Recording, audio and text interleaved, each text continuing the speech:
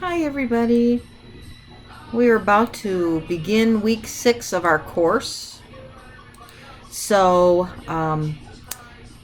we have our case study discussion due today, and also your paper is due today. And so, I will be looking at those and grading those, getting those back to you by the end of the week. On Thursday, we are going to have our study session, and essentially what this is going to be is the PowerPoint presentation that I posted. It's going to be a lecture, so you go to the link that is in the announcements, and essentially you're going to be watching me lecture the content. And I think that you'll find it very helpful for the exam. For those of you that are going to be taking the exam, I have one person who's taking the exam on a different date.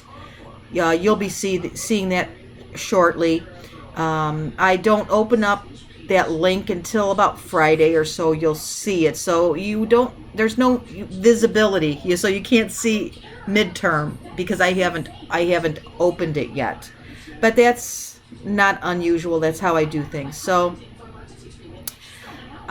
there are going to be some changes now for week 7 forward.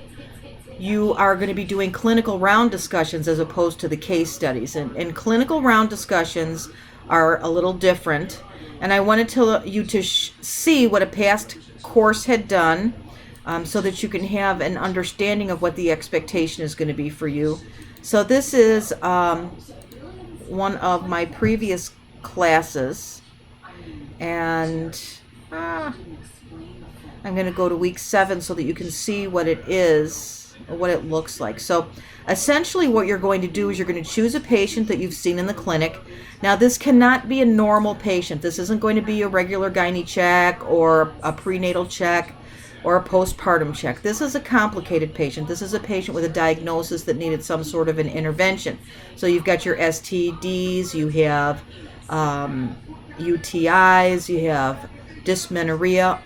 There are many diagnoses that you can choose from, but normal is not what you're going to be talking about. So I'm going to open up this link. And again, it says teams, but we don't do teams.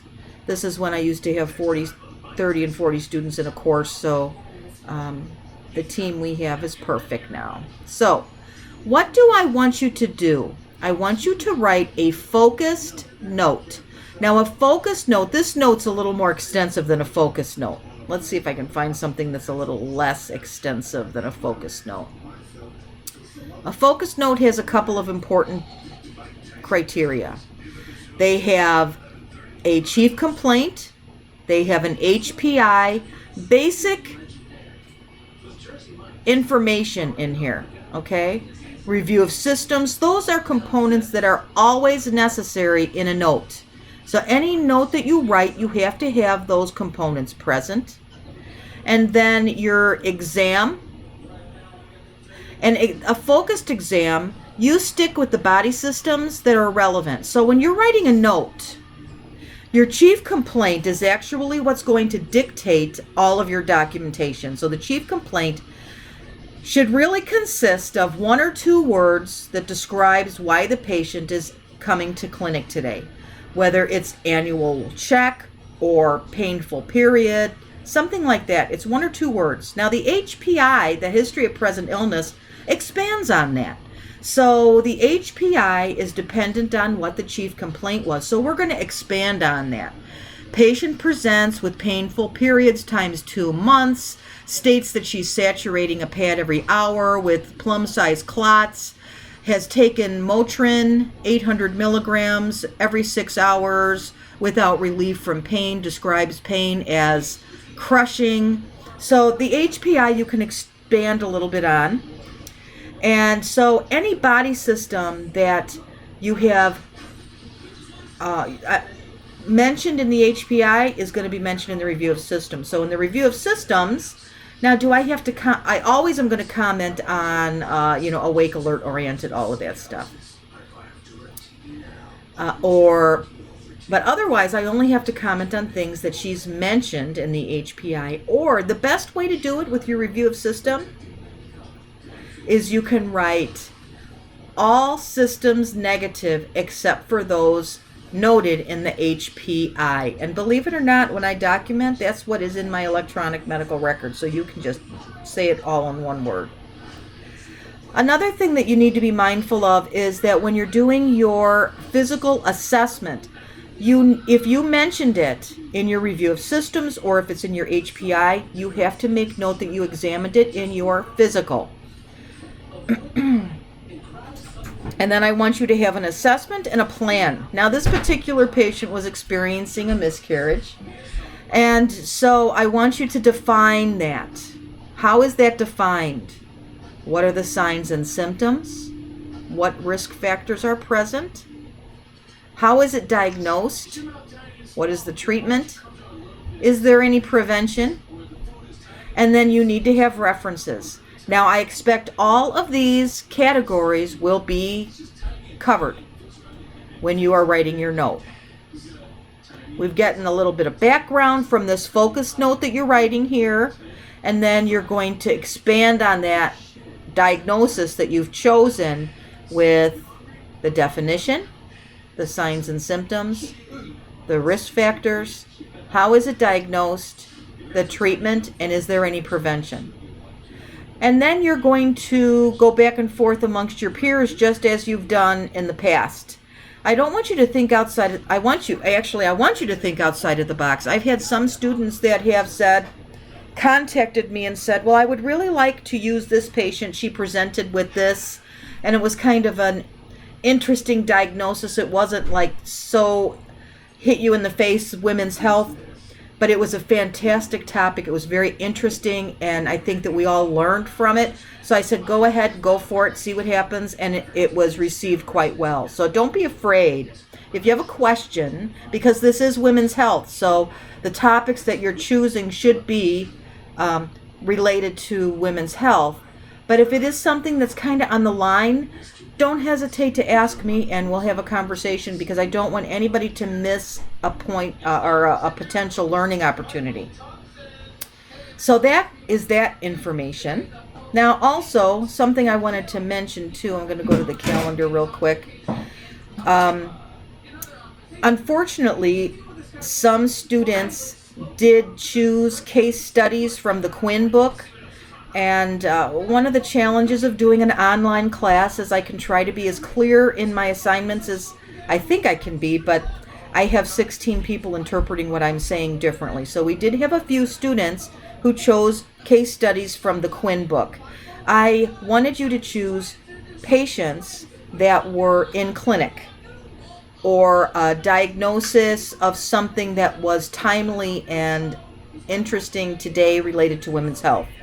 I have had some students submit new case studies. For those of you who haven't, I wouldn't be overly concerned about it. If it is not women's health related, there will be some deduction of points, because that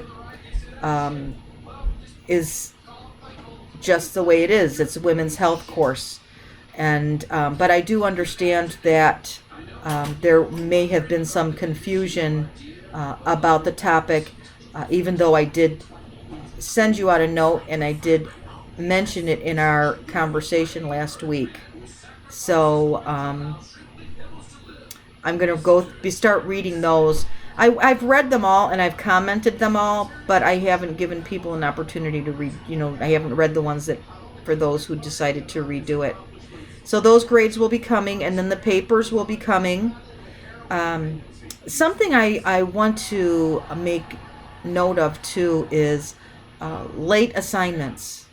Now, once in a while, I understand, you end up in the hospital, or you have a crisis in the household, and those things are certainly understandable for late assignments. So I don't want you to think that there's never a time where late assignments are accepted, because in extreme circumstances, health crisis, family crisis, we will do everything we can to accommodate you. However, if the assignment is not complete, and it has not been pre-approved, there is going to be a 10% deduction in your score. So you need to recognize that's going to happen if your assignments are late. I try to give you as much information ahead of time as possible so that you're prepared. And I try to make myself available to you if you have any questions or you need to reach out for clarification. And so that is the expectation with me. So again, if you need to contact me, please either email me or text me. Ways that are not good to contact me, let me show you.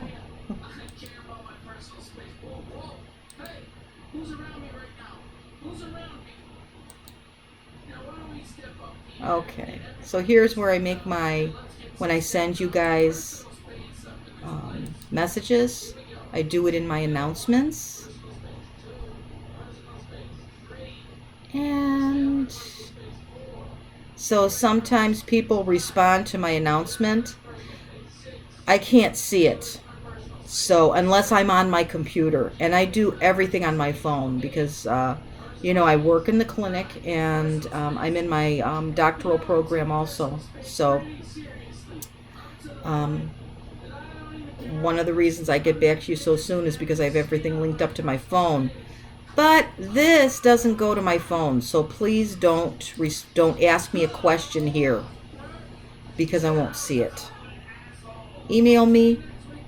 That's probably the best way. Or send me a text. All right? So I hope that you have a great week. I'll see you all Thursday at 8 p.m. for our midterm review. And I hope you find it helpful. So we'll see how that goes. Thank you. Have a good night.